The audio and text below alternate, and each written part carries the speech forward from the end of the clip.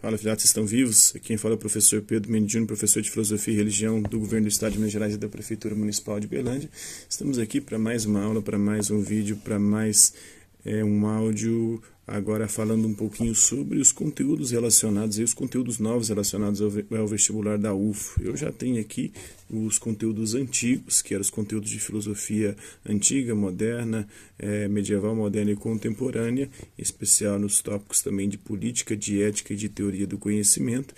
Agora, o vestibular desde 2020 da UFO começou a introduzir alguns conteúdos de filosofia contemporânea, de indústria cultural, que eu já falei, e agora eu vou falar um pouquinho sobre a Hannah Arendt, essa filósofa alemã que veio no século XX e que elaborou alguns conceitos, como o conceito de condição humana, que é um conceito que já vinha sendo abordado pelos filósofos existencialistas, em especial ali pelo Sartre e pela Simone de Beauvoir. O conceito de condição humana é diferente do conceito de natureza humana. O conceito de natureza humana diz que existe uma essência e a essência vai determinar a nossa existência. Então, assim que a gente nasce, a gente tem alguns predispositivos naturais que vão determinar a nossa existência ao longo da nossa vida. Já o conceito de condição humana é um conceito que vai sendo construído aí a partir das nossas escolhas, das nossas ações. São elas quem determinarão a nossa existência. A existência precede a essência, ou seja, a nossa existência são as nossas escolhas que vão determinar quem nós seremos e não uma natureza que vai determinar quem nós seremos. E aí ela vai abordar também o tema da política, vai pensar também os regimes totalitários, as características desses regimes, né? Ela vai questionar aí o que é política, as relações de labor, trabalho, ação, o singular e o plural, a relação entre a ação e o discurso, né, a questão da pluralidade, da diferença, a igualdade, a isonomia, todos devem ser iguais perante a lei, a compreensão também do totalitarismo, né, como uma forma de governo, a relação que se dá nesses regimes entre a esfera pública e a privada, a atomização dos indivíduos, o domínio, o controle total dos indivíduos, o terror que eles implantam, a ideologia que eles começam a propagar pelos meios de comunicação para poder manipular as massas. Então, são isso que tudo isso que a gente vai trabalhar aqui. Então, começando com o conceito de condição humana, é um conceito que vai dizer justamente que são as nossas escolhas, nossas ações que vão determinar quem nós seremos, e essas ações vão ter repercussões políticas na sociedade. Lembrando que o conceito de política ele nasce lá nos antigos, na Grécia Antiga, vem de polis, a cidade-estado, era a administração da cidade com o objetivo de conduzir ao bem comum. A partir da modernidade vai ser os instrumentos ali e a ação. O próprio Aristóteles dizia lá no mundo antigo que o ser humano é um animal político, ou seja, um animal social, que vive em sociedade, que ao mesmo tempo estabelece relações de poder.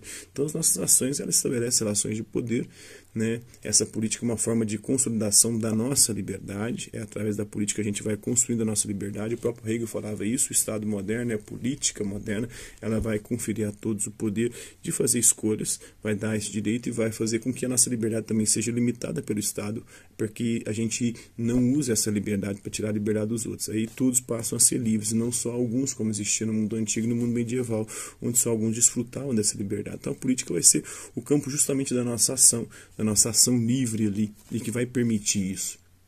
Ela vai falar dos tipos de conduta, né? O labor, que é um tipo de conduta que a gente tem para nossa subsistência, né? Nós somos um animal laborans que busca trabalhar para de alguma forma garantir a nossa subsistência.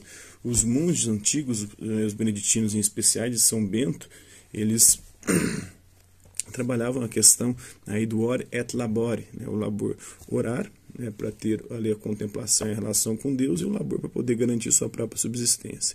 Então ela vai fazer a diferenciação entre o labor, que é um trabalho para a subsistência, e o trabalho mesmo em si, que já é algo um pouco diferente do labor, que é algo que demanda aí criatividade, ou pelo menos inventividade, porque o ser humano não é capaz de criar, ele não faz algo a partir do nada, ele faz algo a partir de outras coisas, mas ele vai inventando a partir de elementos que ele vai juntando e construindo, desenvolvendo outras coisas. A previsibilidade, geralmente o trabalho é mais previsível, porque é um trabalho regular, e sempre tendendo a essa previsibilidade.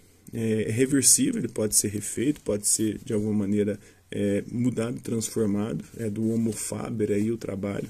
Então o animal laborans e o homo faber.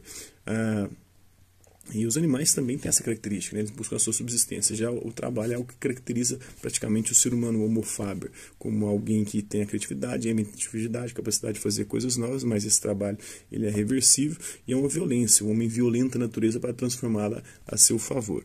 Então a modernidade, o mundo moderno produziu uma confusão entre o trabalho e o labor.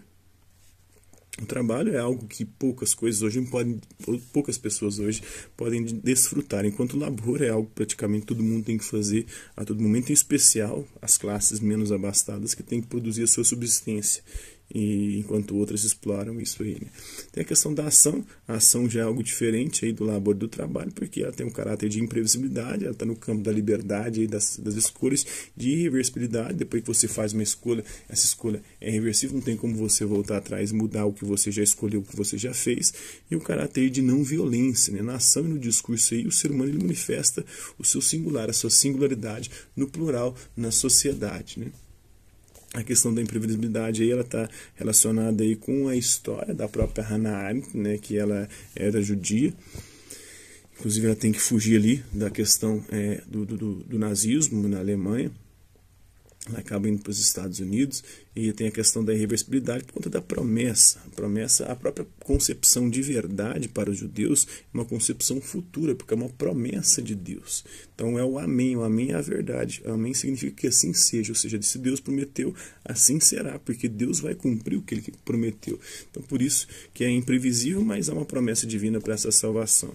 Mas ela não vai trabalhar nessa perspectiva religiosa. Tem a questão da irreversibilidade também, mas tem a questão do perdão. Depois de feito, depois da escolha feita e a merda feita, tem a questão do perdão que deve ser constituído.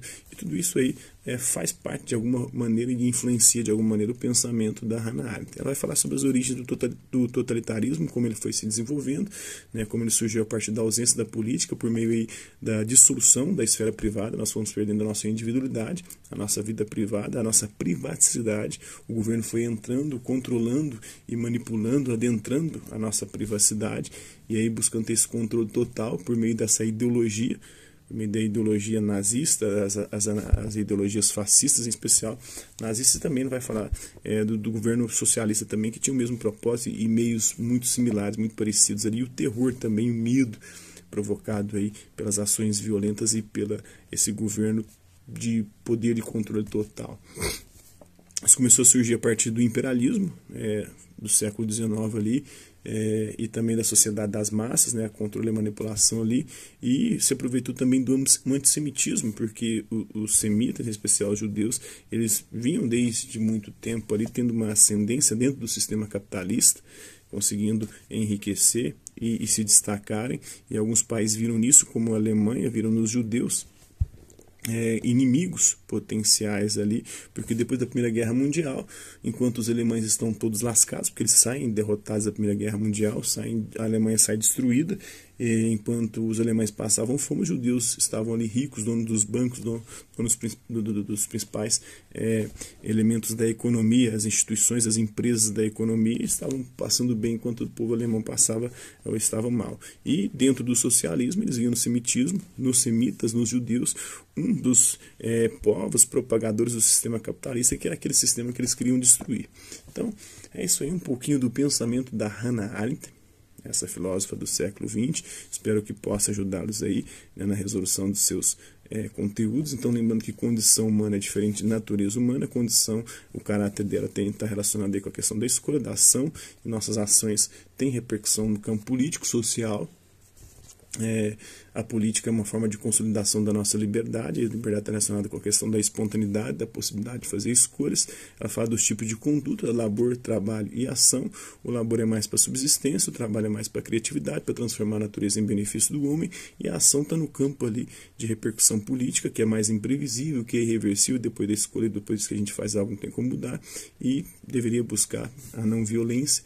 E o totalitarismo, ele surge a partir do imperialismo, da cultura de massa, do antissemitismo, da ausência da política, da invasão da privacidade, a ideologia como um instrumento de manipulação, e o terror para produzir o medo, para atomizar as pessoas, isolá-las e assim conseguir ter um controle maior sobre elas. Por hoje é só. A modernidade está produzindo uma confusão entre o trabalho e o labor, né?